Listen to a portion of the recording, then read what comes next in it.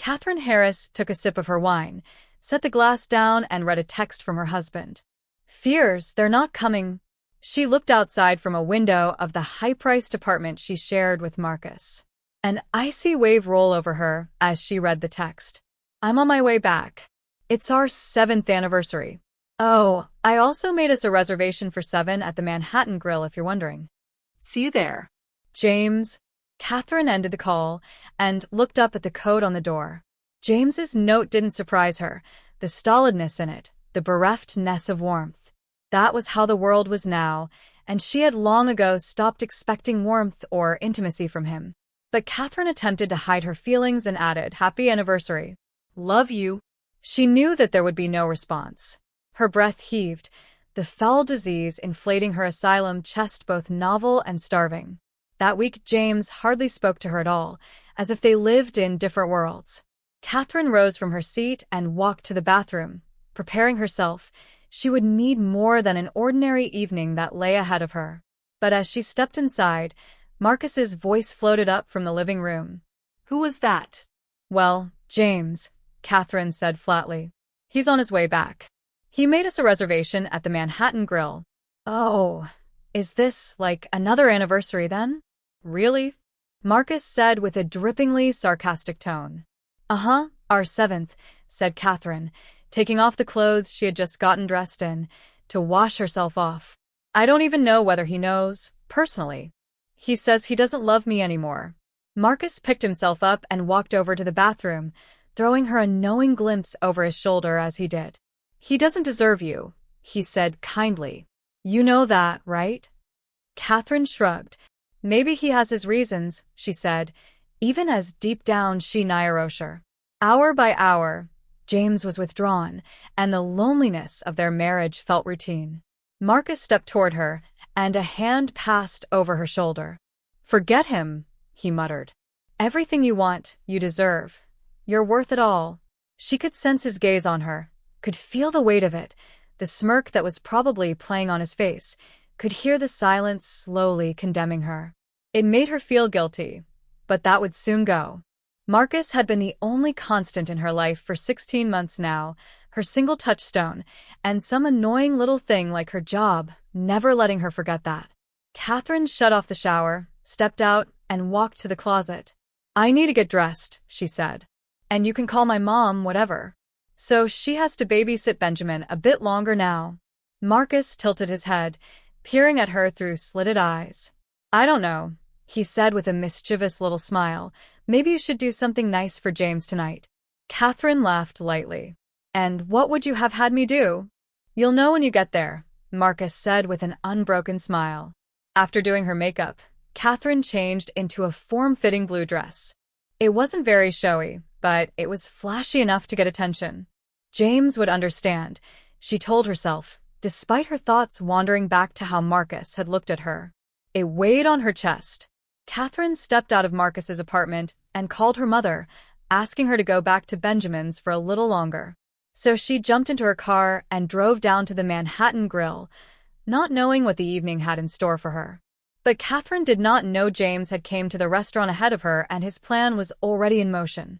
When she entered the Manhattan Grill, an upscale restaurant, she experienced, jarringly, an immediate sense of anxiety, but otherwise proceeded with her day, as per usual.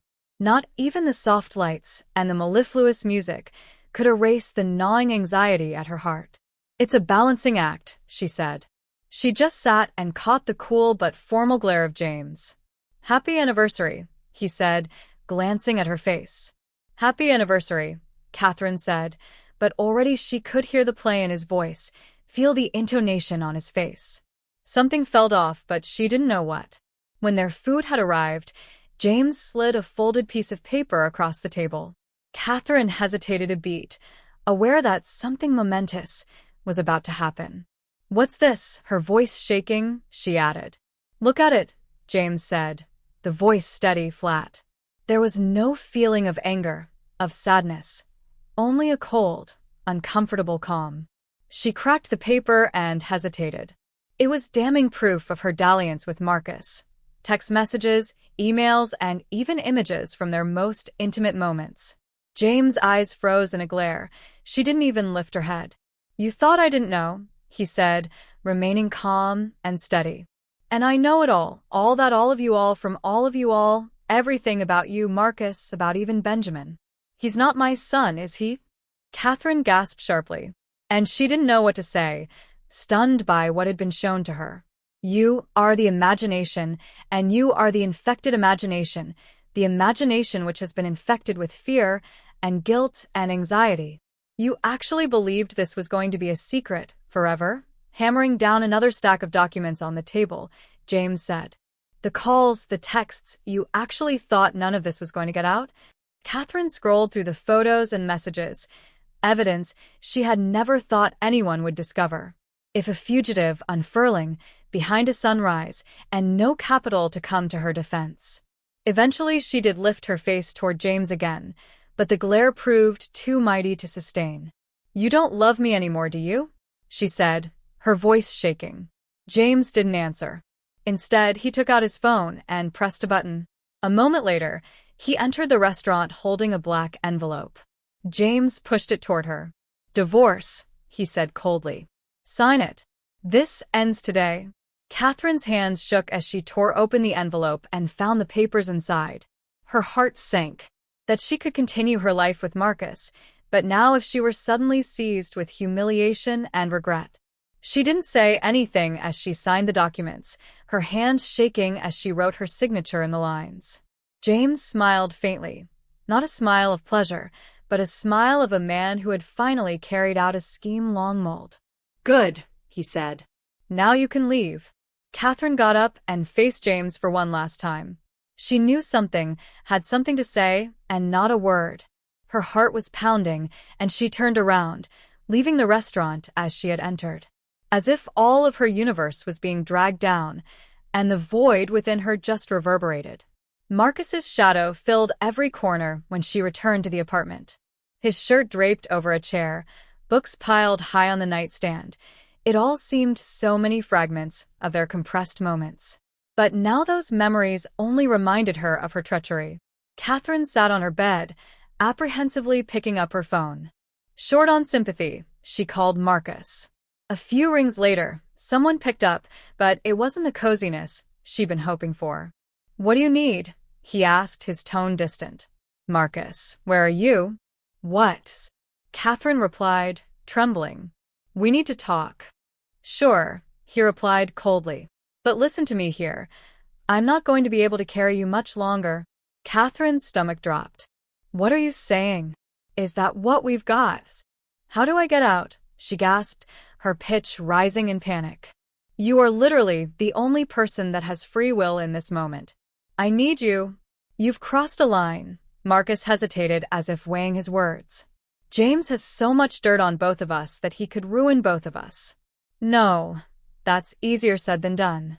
A throe of moments smacked her like bricks, and the coldness that always ran through her bones sank into her deeper. "So, you're leaving me?" she said, her voice breaking. "I don't want to," Marcus replied, flatly, without emotion. "But I'm not going to sacrifice everything for a relationship that's not going to fly." Before Catherine could say anything more, Marcus ended the call, rendering her speechless. The quiet of the apartment closed around her like a vice grip. It was not just him who was betraying her, Marcus was. She was in hell, in the dark where time was dribbling out. Each tick of the clock was a punishment.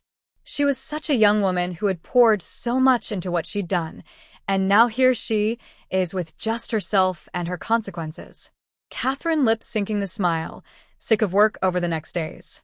Her colleagues had no idea of the turmoil inside, but each day, heavier than the next, had dragged into the next. That night the strength of her footsteps came bouncing back to her from the corners of her mind, betrayals of the body, a dismissal of breathing almost. James, however, was proceeding with plans to finalize their divorce. Behind the cold front, it hid a carefully choreographed plan. Catherine's affair was already being documented long before she ever knew that James was cheating. And a private meeting with an investigator the day after he cold-messaged Catherine. James had suspected for some time. At first it seemed too hard to believe, but the signs were there for all to see. All this raised his suspicions, and eventually he enlisted a private investigator, secretly, to find out the truth. It was the proof, still, theoretically at least, flimsy case for Catherine's treachery, that was perfectly clear and indisputable, not just the adultery but the ultimate affront. The offspring, she said, was his, was not. James sat at his desk and looked up from it framed pictures. They included photos of Catherine leaving Marcus's apartment, the sexual rendezvous, and text messages she believed to be private. Each photo, each document, a dagger in his heart. What stung most was the name of the child, Benjamin. What they were going to name their child all that time ago. It was a cruel stroke of fate, one that James never forgave. "You really thought I wasn't going to find out," he said in a lifeless, hollow voice. The kindness or love that he once felt had vanished. He had prepared for this moment for weeks, collecting the evidence he would need. Now was time to move ahead. James dialed his lawyer's number. "Get the divorce papers ready," he said decisively. "I'm done waiting." It also sent a chill rippling down the length of Catherine's spine on the day that she read James's missive. It was brief, to the point, just as he is now. "You've had a lot of time to think. The truth comes out, and you cannot run away from it." Her heart hammered as she took in the words blipping on her screen, and dread coursed through her chest. She attempted to layer over the fear in the back of her mind, focus on work, and the question lingered in the air. What is he doing? That evening, while preparing for a dinner at the Manhattan Grill, she felt stifled. Even the classy outfit and refined makeup couldn't hide the small hurricane brewing inside. She spotted James as soon as she walked through the restaurant doors. He sat in the corner, stiff and cold, like his eyes were sharp. She approached hesitantly. "Hello, James," she said softly, gathering a smile. His expression didn't change. "Hello, Catherine," he said, his voice steady yet bitter. "Happy 7th anniversary, but you don't deserve it." Her heart sank at his words. "Oh, James, come on," she said under her breath. "I know I made a mistake. I never wanted to hurt you." "I never wanted to hurt me?" he interrupted, his mouth making an empty smile. "Is that your excuse to yourself? What about Marcus? What about the baby named Benjamin? Did you think I wouldn't find out?" Catherine froze, one hand coming to her throat. His accusations weighed heavily on her, and her hands trembled. "James, she stammered. "Please don't do this.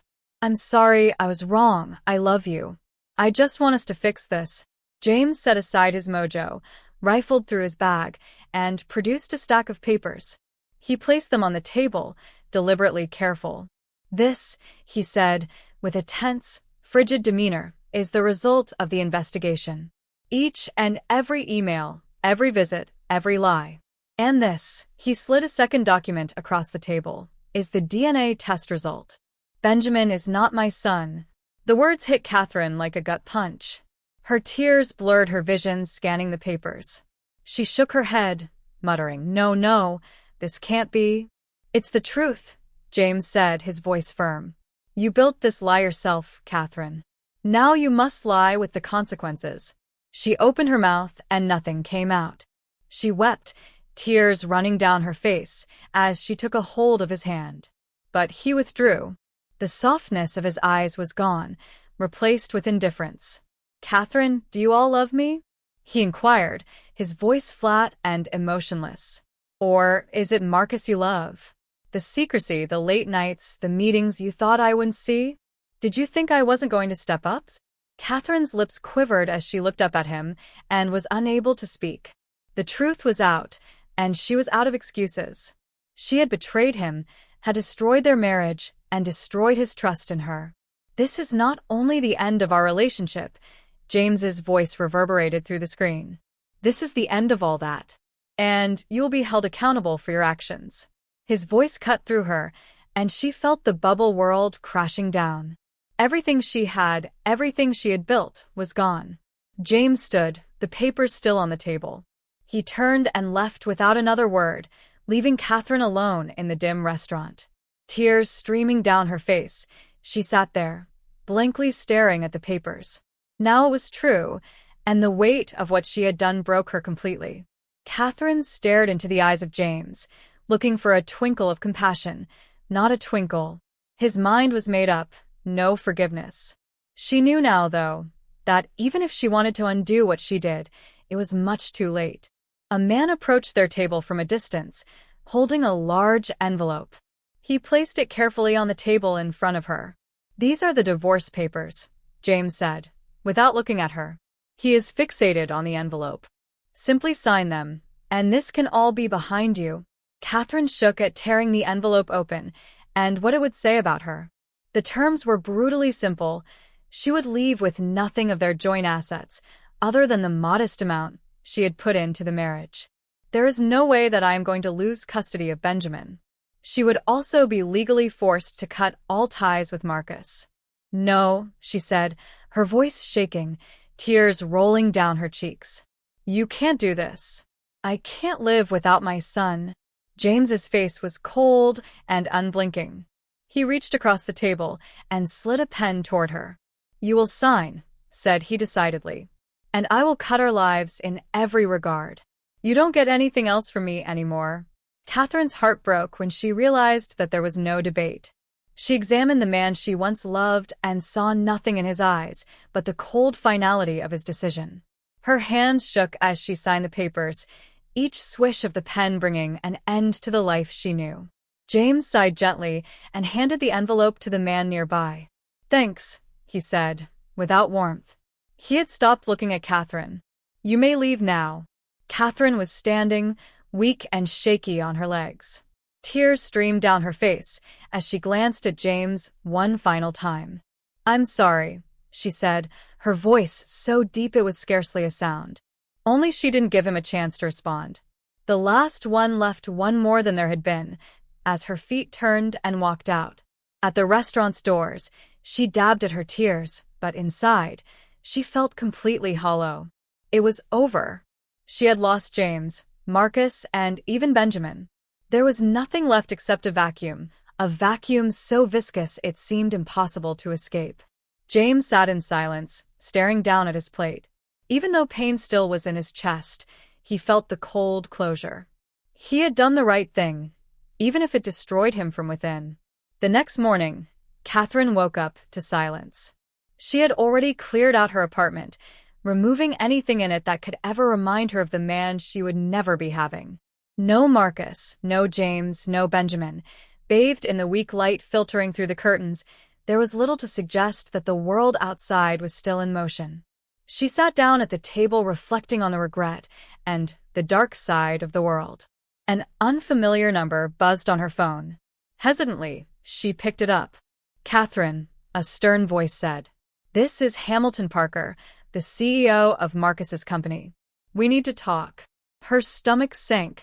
How do you know me?" she sputtered, a tearful dread creeping into her tone. "We're aware of your relationship with Marcus Carter," Parker responded, his tone sharp. "And I won't allow this kind of a scandal to rub off on my business. With that, your employment is terminated today. I'm going to put away some money for you, but you're no longer working here." "You can't do this," Catherine sobbed, holding onto the phone. "I've worked really hard for so many years." "I'm sorry, but your conduct does not leave me a choice," Parker interrupted, his voice calm. "Goodbye." The call cut out before she could beg further. Catherine dropped into her chair, her head spinning. The walls of her life felt like they were crumbling, one after another. Her marriage was gone. Her son was gone, with her career and reputation now in ruins. Then came a letter the same day from James's lawyer. She was afraid to open it, the final terms of the divorce inside. The settlement left only the small pot of money that she had had separately before the marriage. A provision barred her from ever reconnecting with anyone connected to the affair, Marcus included. James had removed her from his life and stopped all communication. It led her to the heartbreak of just how hard she had fought. Now every door in her life was closed. But with the despair stacking on each other, she discovered she couldn't surrender entirely. If she did move on, she'd have to rebuild from scratch, no matter how expensive it would be to learn by her errors. A week later, James called Catherine into his office. And by the time she entered, the tension was thick. James sat behind his desk, his face mask-like, his body coiled. "Hello, Catherine," he said, his voice cold, a hollow thing. "And how does it feel to have lost everything?" Catherine staged a pause before replying. She stood still, staring at him, her eyes blank from days of crying. But she no longer had tears to shed, only the choking weight of loss. "You didn't only destroy our marriage," James said, his eyes hard as ice. "You have destroyed everything you created. And now you will pay for it." Catherine's lips trembled, but she said nothing. There was nothing to say there. Now more than ever, she knew the price of what she had done. James peered at Catherine, his features a study of cold detachment. "You've harmed me in ways you probably can't fathom," he said. "And in this relationship, there's nothing to save." Catherine turned her eyes, weighed down by the heaviness of her mistakes. She knew that no one apology could undo the destruction, nor could it bring back what was lost. James stood up, opened a drawer, and pulled out an envelope. He placed it on the table in front of them. "This is what you're going to get," he said flatly. "If you need anything else, from now on you have to do that yourself." Catherine gazed at the envelope, struggling to process what she was seeing. James had cut all ties at all. She had no claim to his life anymore, no right to demand his help or his forgiveness. "I'm sorry," she said, though of course those words were meaningless now. There was nothing sympathetic in the way James looked. "Stop apologizing for me, Catherine," he said firmly. "You've ruined everything. Now you'll have to face the consequences. Your life is never going to be the same again." Catherine looked at him one last time, desperate for any sign, to type of soften up his heart. But there was nothing left. No words, no second chances, just silence and finality. She stood up and willed herself not to look back as she left James's office. She stood up for her decision, weighty on each step. It wasn't just that her marriage had ended in that moment. It was that a chapter of her life had ended forever. As she left, it was like the air was thick, as if the world around her was mourning the life she had destroyed. She could not see forward, but her vision was perfectly clear about one thing. This was her fresh start, a road of woe and loneliness and hurt. Catherine, for the first time, fully understood the implications of what she was doing.